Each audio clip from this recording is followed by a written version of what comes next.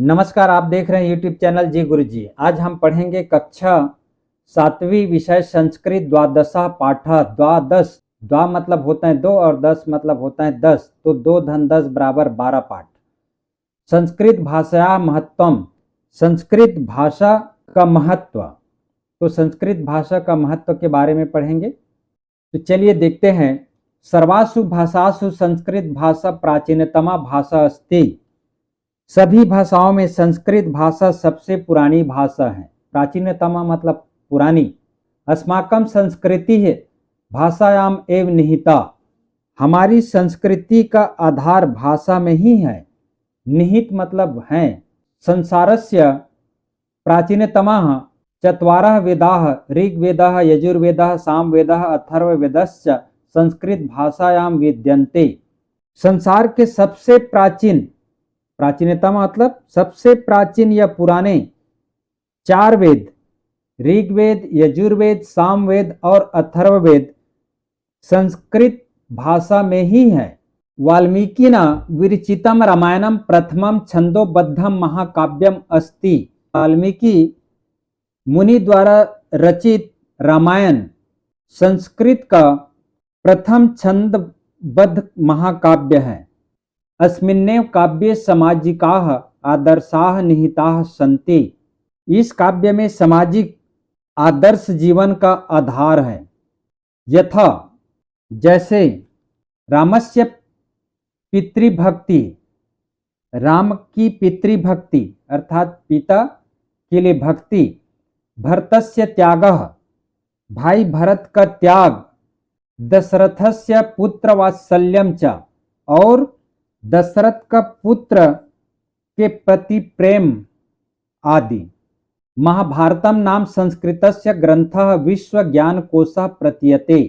महाभारत नामक संस्कृत का ग्रंथ विश्व का ज्ञान का खजाना प्रतीत होता है। विश्व ज्ञान कोश मतलब होता है खजाना, प्रतीयते मतलब प्रतीत होता है।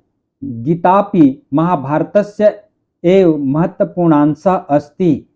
गीता भी महाभारत का ही महत्वपूर्ण अंश है। आप लोग देखे होंगे जैसे महाभारत के समय युद्ध होता है और युद्ध में अर्जुन जो है युद्ध करने से मना कर देता है, तो कृष्ण वहां पर अर्जुन को उपदेश देते हैं, उसे गीता उपदेश कहा जाता है।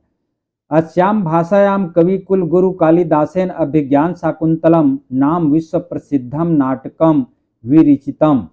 इस भाषा में कवियों के कुल गुरु कालिदास जी ने अभिज्ञान शाकुंतलम नामक विश्व प्रसिद्ध नाटक की रचना की है। रचितम मतलब रचना की है। गीति काव्येषु तस्य मेघदूतम प्रसिद्धम अस्ति। गीति काव्य के रूप में उनका मेघदूत प्रसिद्ध है। जयदेवेन विरचितम गीत गोविंदम नामकम गीति काव्याम अपि सर्वाधिकम लोकप्रियम अस्ति। जयदेव द्वारा रचित गीत गोविंद नामक गीति काव्य भी सर्वाधिक लोकप्रिय है। पूरा भारते प्रायः सर्वे जनाः संस्कृत भाषायाम एव परस्परम आलपन्ति स्म। प्राचीन काल में, पूरा मतलब प्राचीन काल में भारत के सर्वे जना मतलब सभी लोग प्रायः संस्कृत भाषा में ही आपस में बातचीत करते थे। आलापंती मतलब आलाप करते थे या बातचीत करते थे। तद्यथा एकदा भोजराजः गच्छन् मार्गे एकम भारवाहकम दृष्टवान। तभी तो एक बार, एकदा मतलब एक बार, राजा भोज ने रास्ते में जाते हुए एक बोझ ढोने वाले को देखा। भारवाहकम मतलब बोझ ढोने वालों को, दृष्टवान देखा। दृश्य धातु कक्त्वतु प्रत्यय। तस्य शीर्षि गुरुतरम भारम दृष्ट्वा भोजराजः तम पृच्छत। उसके सिर पर बहुत भार देखकर, गुरुतरम मतलब भारी भार देखकर, दृश्य धातु कत्व प्रत्यय देखकर राजा भोज ने पूछा, अपि भारो बाधती, भार में बाधा है? प्रश्नवाचक। भारवाहकः शीघ्रमेव अवदत्। भारवाहक या बोझा ढोने वाले ने शीघ्र कहा। इसका संधि विच्छेद करेंगे तो शीघ्रम धन एव व्यंजन संधि। भारो न बाधते राजन, भार इतना कष्ट नहीं पहुंचा रहा राजन। यथा, यथा मतलब जैसे या जितना, बाधती बाधते, जितना कि आपके द्वारा, बाधते के स्थान पर बाधती कहना। अनेन प्रतीयते यत् सामान्यो अपि जनाः संस्कृत भाषाम जानाति स्म। तो इससे प्रतीत होता है या ज्ञात होता है कि सामान्य लोग भी, सामान्य अपि जनाः मतलब सामान्य लोग भी संस्कृत भाषा जानते थे। जानाति स्म, जहां पर इसमें लगता है तो वर्तमान काल भूतकाल में बदल जाता है, क्योंकि जानाति जो है वर्तमान काल है और इसमें लगा तो भूतकाल हो गया, जानते थे।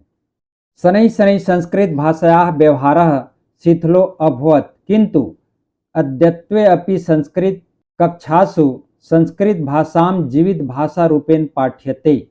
शनै शनै मतलब धीरे धीरे संस्कृत भाषा के व्यवहार में कमी आई। शिथिलो अभवत् मतलब कमी आई, किंतु परंतु आज भी संस्कृत की कक्षा में संस्कृत भाषा को जीवित भाषा के रूप में पढ़ाई जाती है। जीवित भाषा रूपेण मतलब जीवित भाषा के रूप में, पाठ्यते मतलब पढ़ाई जाती है।